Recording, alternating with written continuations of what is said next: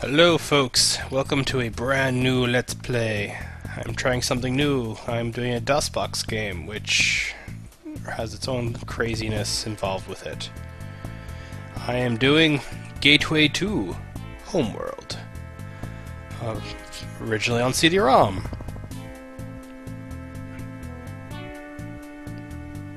July 25th, 2112. Outpost Foxtrot 7, part of NASA's Deep Space Sensor Array, detects an anomaly in the fabric of space. Alarms go off and sleepy crewmen stumble to their duty stations. Scientists study sensor readouts with a sudden sense of urgency.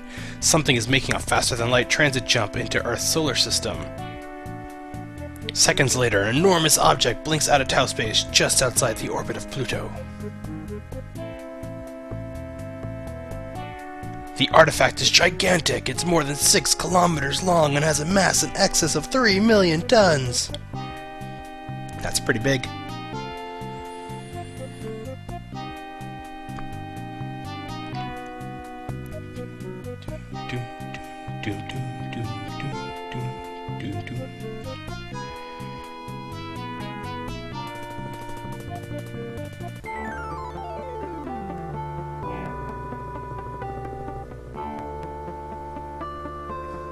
Any second now. The artifact ignores all attempts at communication and holds position quietly and enigmatically. It seems to be waiting for something. When news of the artifact's appearance reaches the Earth, the United Nations enters emergency session. The Earth's population watches and waits with growing fear. Is it a ship? If so, who is on board? They could be the Hichi, representatives of the benevolent civilization that left humanity a high-technology treasure trove when they vanished 500,000 years ago. Or they could be the Hichi's ancient enemies, a deadly race known as the Assassins who routinely wipe out entire civilizations. Meanwhile, August 15th, 2112, San Francisco. While the UN deliberates and the rest of the world races close to the edge of panic, you ignore the hysteria and continue to enjoy your early retirement from life of a gateway prospector. The $50 million bonus from your last mission ensured a comfortable existence. You've invested that money well, and you lead a quiet and prosperous life.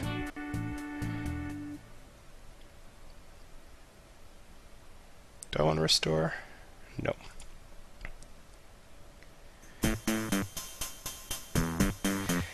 Living room. Yes, this is a text adventure. I am LPing a text adventure. Are you excited, folks? I'm excited. I loved this game as a kid. I had it, and I've been wanting to LP it for a while now. It's not as long as my previous games, so it should be a fun LP.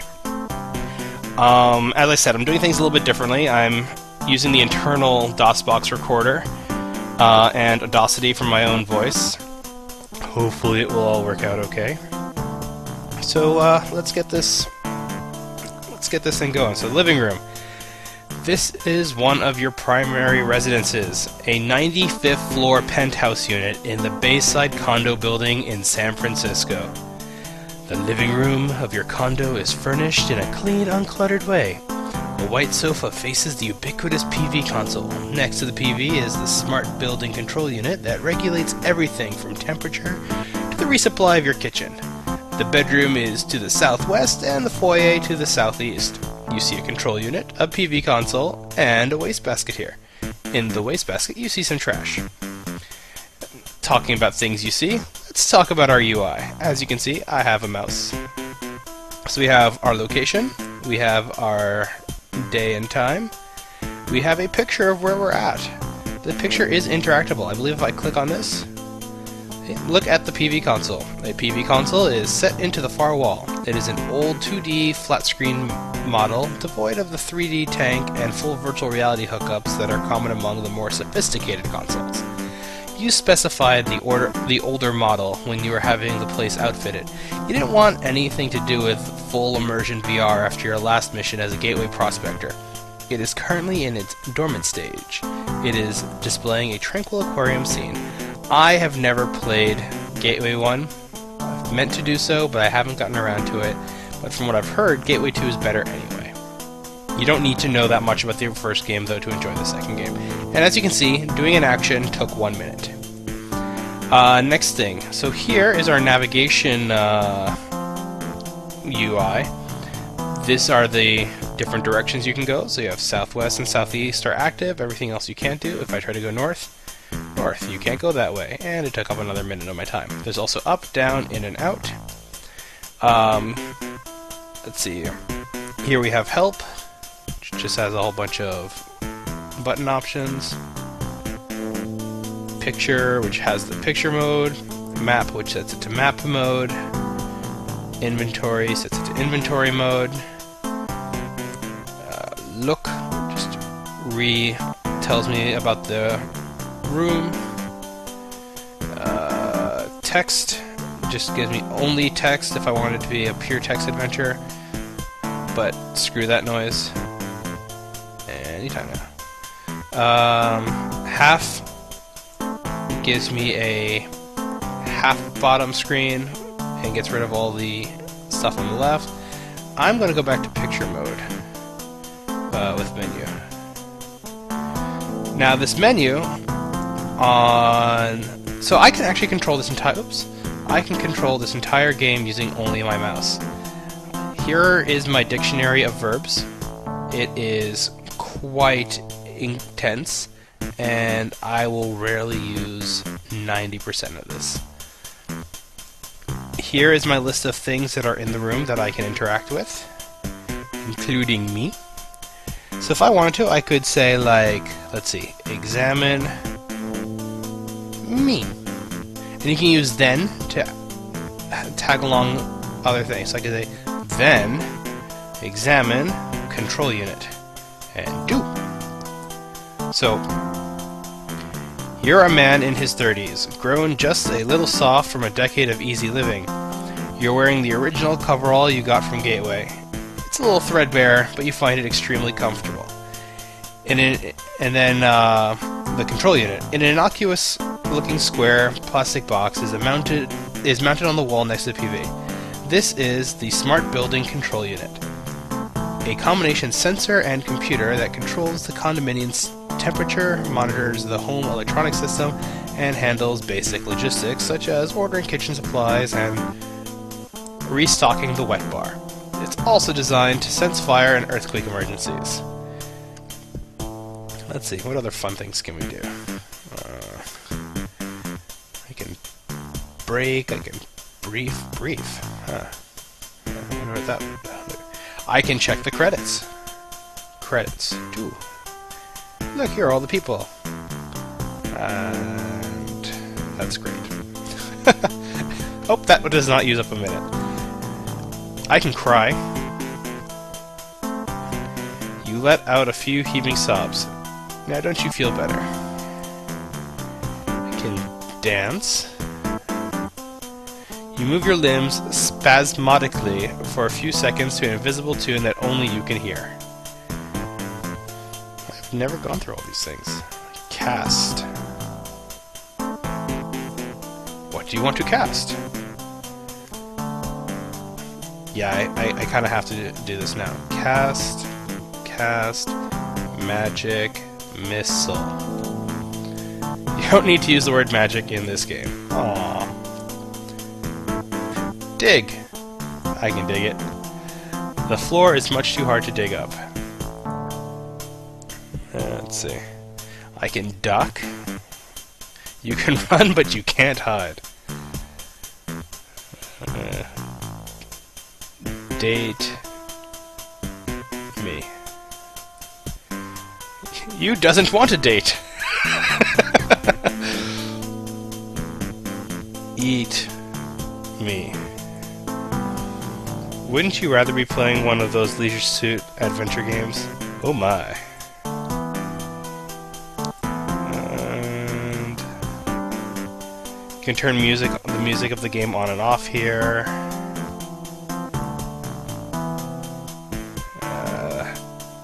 Notify is used for score. I'm gonna pray. You kneel and say a few inspiring words. Now don't you feel better?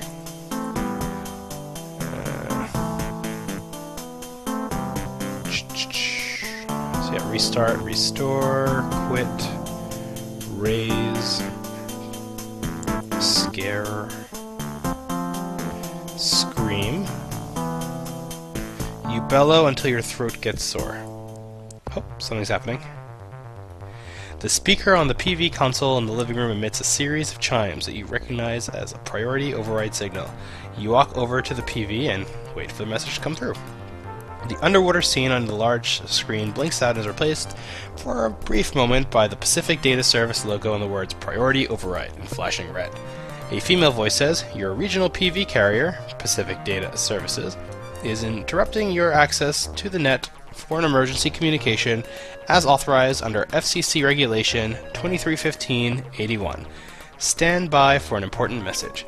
Then a new image fades in. A man behind a huge desk, sitting in a majestic office in one of the 300-floor needle towers in New York.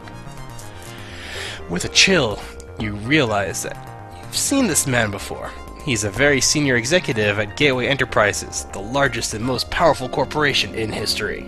You met him once before on Gateway Station when you were given the assignment that almost killed you.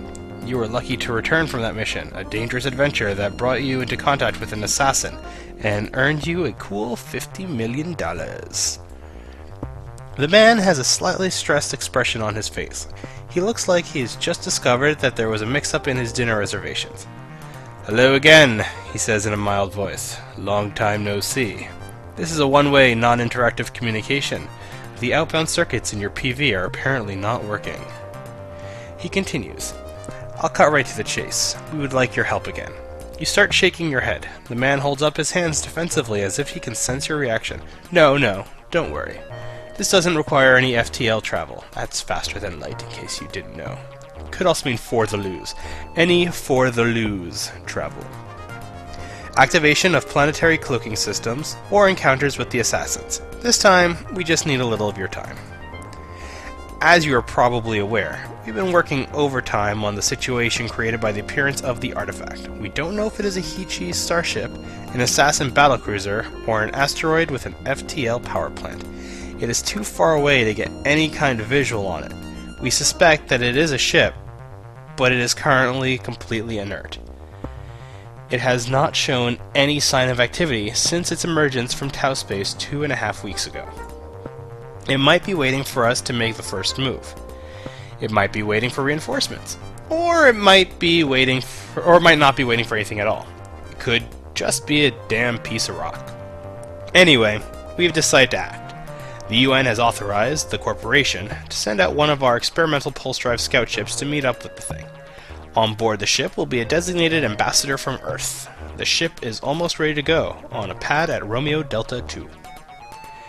The interesting part is that the Phoenix sect, a cult of crazy assassin-worshipping fanatics, has killed our first choice for ambassador.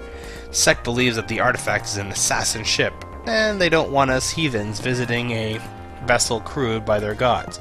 About 18 hours ago, a sect hit squad infiltrated one of our compounds and blew Madam Ambassador, and themselves, into tiny pieces. This is bad news, because the mission was ready to go. Luckily, we have an alternate ready, and we want your help in preparing him for his trip. We have about a day to brief him for the flight.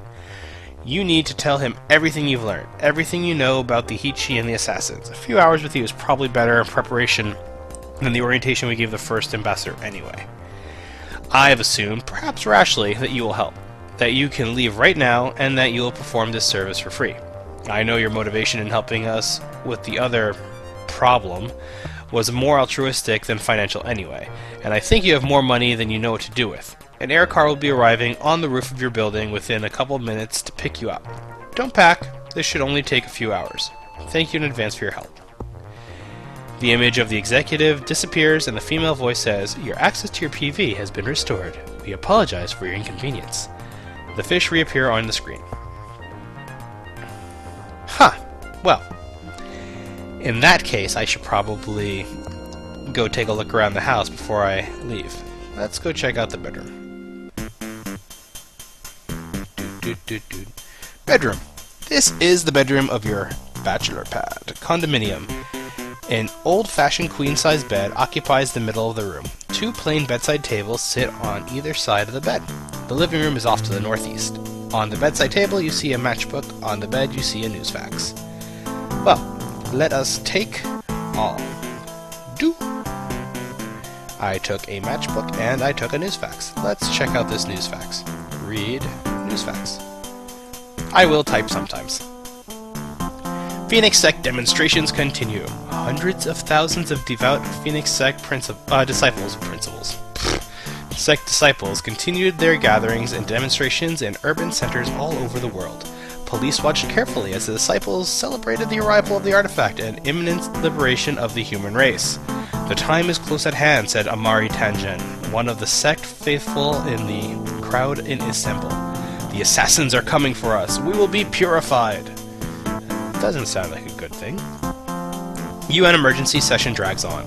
The closed UN Security Council emergency session on the artifact is now in its 15th day. Details of what is being discussed are not known, although the President of the European Community made this short statement to SNN. I have no comment except to say that we continue to confer with NASA ESA scientists, Gateway Corporation representatives, and other experts on possible courses of action. ESA? Isn't that the Electronic Software Association? Crazy. For our entertainment software? No, maybe it's electronic. Doesn't matter. They make E3 happen. FBI accuses sect of causing Centodyne blast. The FBI has accused the Phoenix Sect of causing the explosion at Centodyne headquarters that destroyed the top 30 floors of the building and killed 1,421 people. Centodyne was targeted after it refused to yield the extortion demands. This is a clear pattern of systematic blackmail, murder, and extortion, said FBI Branch Chief Gregory Gillette, the best a man can get.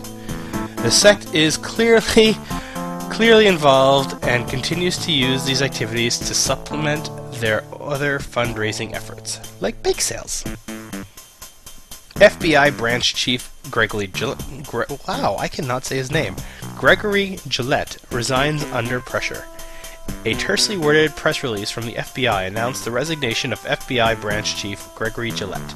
Sources inside the FBI say that the resignation is directly related to Gillette's investigation of the Phoenix Sect.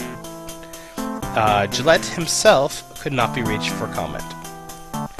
This is problematic that I'm having problems reading in a game that's going to be 99% text. Gateway Corporation expands role. The Gateway Corporation has taken over the NASA ESA manned space exploration program after intense lobbying of the UN.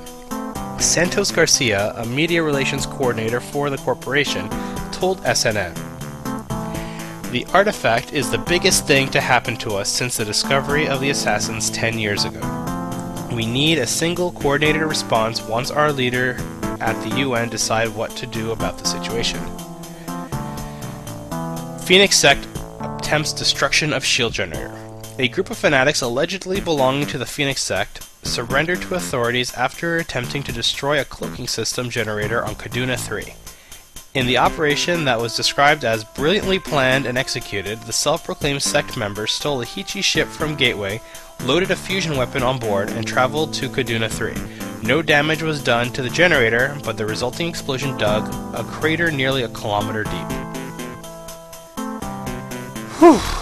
On that note, is there anything else interesting in here? What's that sculpture? Examine sculpture. On one of the bedside tables is a hideous old modern sculpture, a gift from the British royal family. It is one of the ugliest things you've ever seen, but you don't dare throw it away. Oh, something else is happening. The PV console in the living room chimes again. The familiar female voice says, "An individual who wishes to keep his identity confidential is urgently requesting an audio-only collect call. Because our outbound circuits are temporarily down, Pacific Data Services has decided to forward the call. And we will charge you every cent." A throaty whisper comes over the PV speaker. "Please listen very carefully. You are in great danger. A sect hit squad is on its way to your location. An ECM team has already disabled the outbound circuits of your PV and frozen the building elevators. When the hit squad arrives, they will reactivate the elevators and use them to reach your floor. They have instructions to kill you. The only way out for you is via the stairs. You must find a way to keep the elevators down and use the stairs to get up to the roof. The hit squad could be there any minute. You must hurry. Please heed this warning. I'm an FBI agent operating undercover in a cell of the Phoenix sect. I am calling you on my own initiative. My requests to get official approval to warn you were denied. I don't know why. Either you are considered expendable, or the Bureau has been penetrated. Anyway, good luck. We all owe you one. The speaker clicks and the female voice says, "Call terminated." Part 1. Escape! So yeah, that's not good. So you wait until the PV has returned to its dormant condition, then return to the bedroom. Well, let's not return to the bedroom. Let's check out these outbound doors. So, the foyer. This is the foyer of your condominium. Because this is an exclusive development, you have your own elevator entrance. The elevator doors are set to a wall to the east, surrounded tastefully by reflective glass, also known as mirrors. The living room of your condo is to the northwest, and a hallway leads south. A small sign is mounted discreetly on the glass next to the elevator doors. Well, let's check out this sign. A small sign is posted near the elevator doors. It says, "Warning! Do not use elevator during a fire or earthquake emergency. If the smart building control system detects such an emergency, the elevator will stop at the current floor and lock in place until the priority alert is cancelled. In the event of an emergency, please use the stairs to reach the roof of the building for evacuation." Huh. Okay, well can we use the elevator? Elevator doors are closed. Let's open the elevator doors. You attempt to pry open the elevator doors, but you are not successful. Elevator button. Okay, let's push button. You push the white button. An impersonal female voice says, "The elevator is temporarily out of service. Bayside management apologizes for the inconvenience." Well, that's annoying. Let's try going south. Hallway. This is a hallway decorated in the same style as the elevator foyer. A door leading to an outside stairwell is set into the glass enclosure that is a twin of the elevator entrance to the northwest. A sign is posted near the stairwell door. Okay.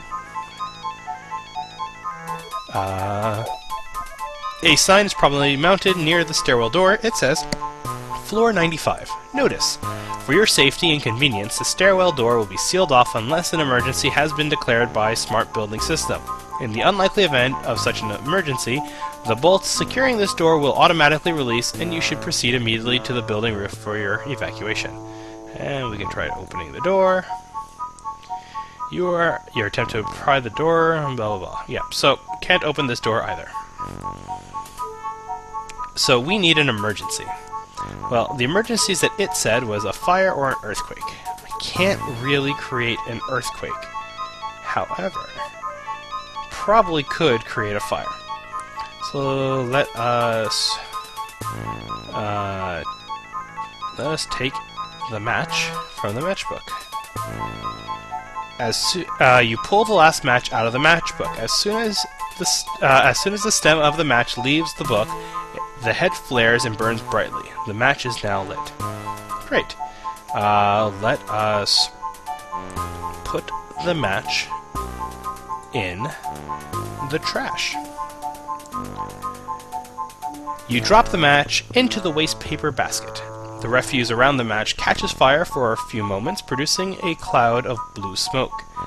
The little fire goes out as the smoke drifts lazily around the room, eventually reaching a hidden sensor and tripping the smart building fire alarm.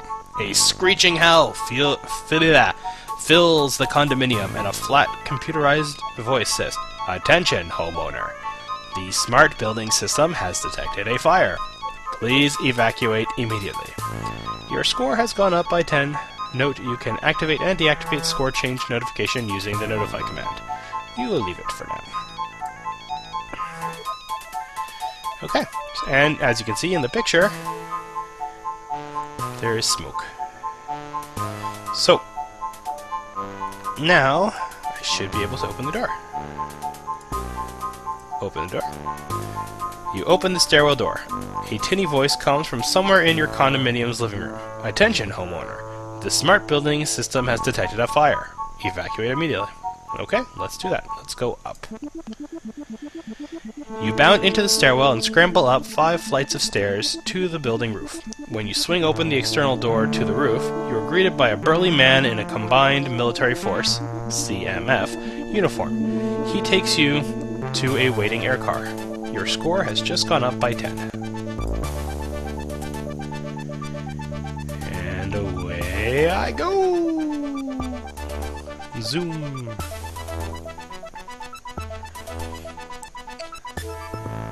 Now I believe if I haven't solved that puzzle of, lighting the trash on fire in time, eventually the hit squad would come and kill me. The air car takes you south of San Francisco, following the Pacific coast. After a long ride at an altitude of 2,500 meters, the car begins a descent into a huge installation. You recognize it by the cluster of launch pads and towering launch vehicles. This is Romeo Delta II, one of Gateway Corporation's vast research and development centers. Romeo Delta II was built on what used to be the Vandenberg Air Force Base. Romeo Delta II is enormous. Scattered over several square miles are CMF military outposts, labs, administration buildings, communication centers, and the launch facilities for the orbital transfer ships that do the hard work of lifting payloads to the waiting space stations. That was wordy.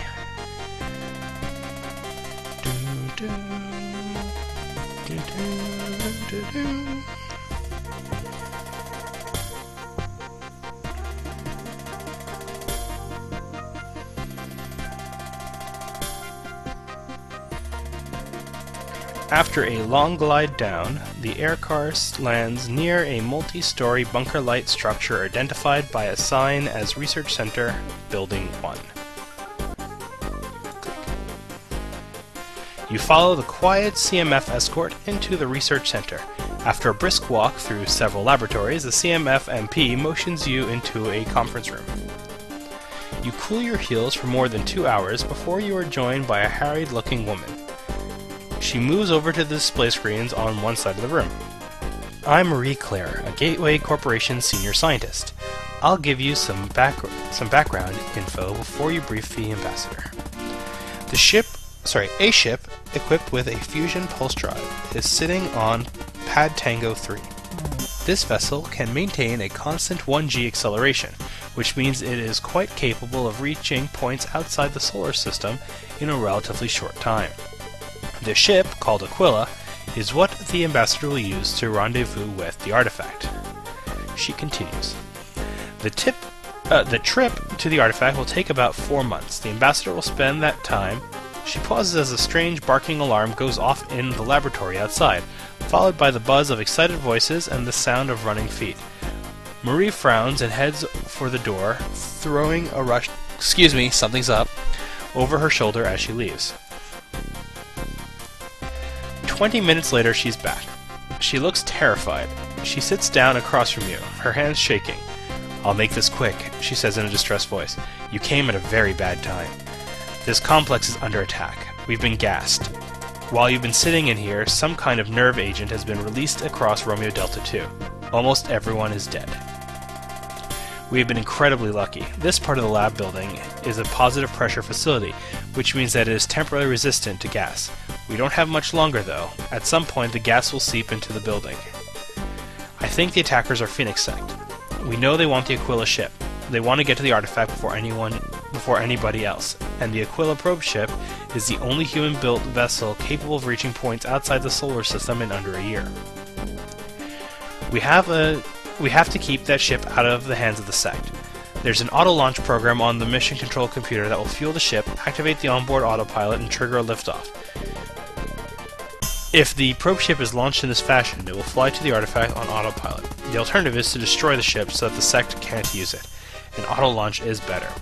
Marie writes something on a piece of paper. The auto-launch authentication is... The door to the conference room bursts open. A figure dressed all in black and wearing a gas mask appears just inside the room.